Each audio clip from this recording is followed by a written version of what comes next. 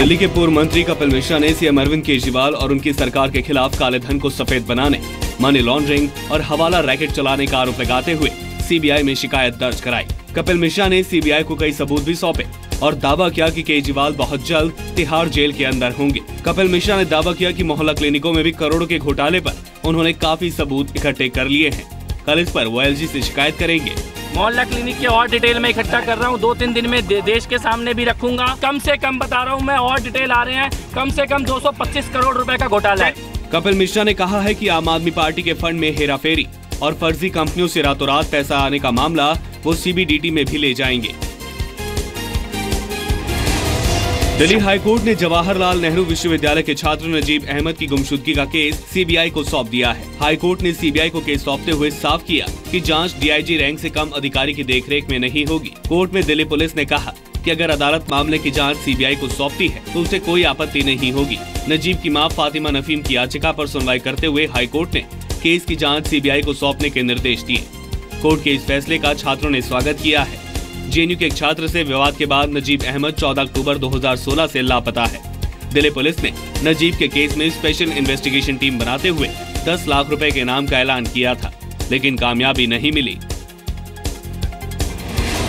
Delhi high court ने मच्छरों की रोकथाम के लिए की जा रही कोशिशों पर तल्ख टिप्पणी की है।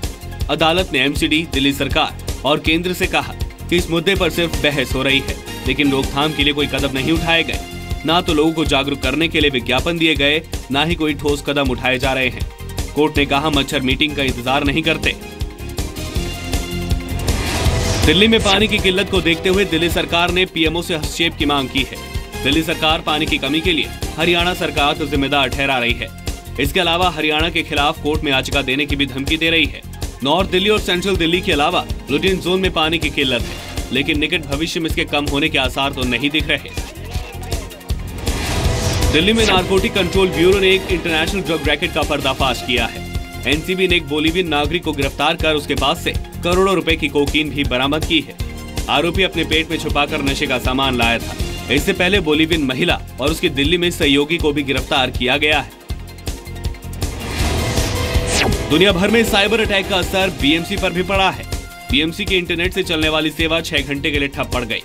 रैनसमवेयर अटैक के चलते बीएमसी का कामकाज दोपहर 12 बजे से शाम 6 बजे तक ठप रहा। विदेश दौरे पर गए महाराष्ट्र सरकार के अफसर और मंत्रियों का समूह मंगलवार रात मुंबई लौट आया।